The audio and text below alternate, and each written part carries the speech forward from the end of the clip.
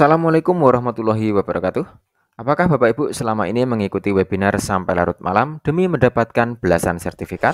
Stop berburu sertifikat karena tidak dinilai pada pengelolaan kinerja di PMM. Simak videonya sampai selesai supaya Bapak Ibu lebih paham. Pengelolaan kinerja guru dan kepala sekolah meliputi 4 variabel. Dimulai dari praktik kinerja yang berdasarkan rekomendasi dari rapor pendidikan. Bapak Ibu diminta memilih satu indikator dari 8 yang tersedia. Tentu saja, sekolah satu dengan sekolah yang lain memiliki rekomendasi yang berbeda. Bahkan ada yang tidak ada rekomendasinya karena rapor pendidikannya sudah bagus. Nah, untuk kasus demikian, silahkan Bapak Ibu pilih indikator yang paling mudah dilaksanakan. Karena ingat, ini merupakan variabel yang dinilai. Selanjutnya, untuk pengembangan kompetensi. Pengembangan kompetensi dibagi ke dalam 5 kategori.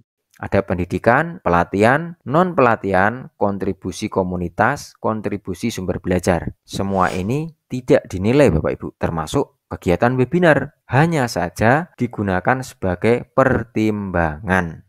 Selanjutnya, yang dinilai ialah perilaku kerja.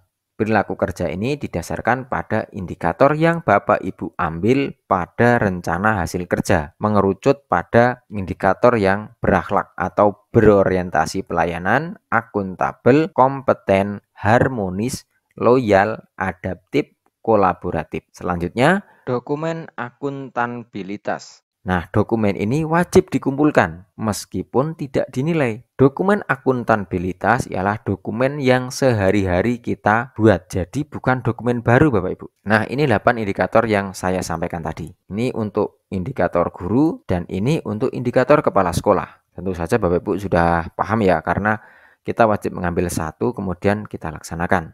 Nah, ini untuk perilaku kerja, misalnya untuk aspek berorientasi pelayanan. Bapak Ibu memilih indikator memahami kebutuhan peserta didik dan berusaha memenuhinya. Kemudian fokus perilakunya yang Bapak Ibu ambil itu mengidentifikasi kebutuhan peserta didik secara proaktif. Nah, ini dinilai sama kepala sekolah dari observasinya sesuai ekspektasi. Nah, ini justru nanti berpengaruh Bapak Ibu ke predikat kinerjanya. Nah, ini contoh dokumen akuntabilitas. Seorang guru mengumpulkan dokumen KOSP ya, kurikulum operasional satuan pendidikan, dan mengumpulkan bukti kehadiran yang ditandatangani oleh kepala sekolah. Jadi bukan dokumen baru Bapak Ibu. Kalau ada yang mengatakan Bapak Ibu guru itu sibuk mengikuti webinar, membuat administrasi, itu tidak benar ya. Karena dokumen yang kita unggah itu dokumen yang sehari-hari kita pakai.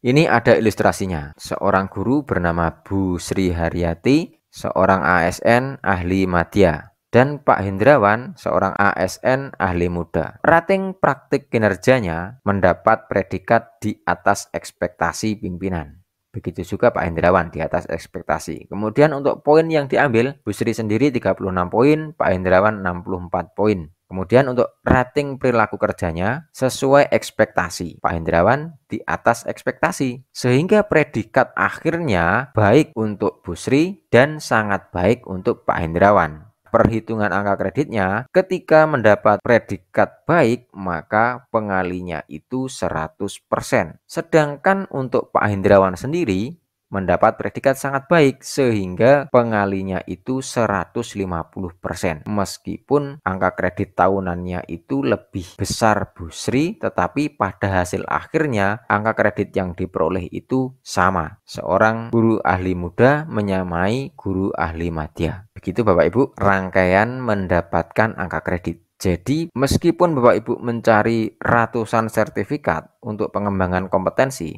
itu tidak berpengaruh di angka kreditnya Bapak Ibu. Kira-kira demikian penjelasan singkat hari ini, semoga bisa bermanfaat. Bagi Bapak Ibu yang belum paham, silahkan bertanya di kolom komentar. Sampai jumpa di video berikutnya. Wassalamualaikum warahmatullahi wabarakatuh.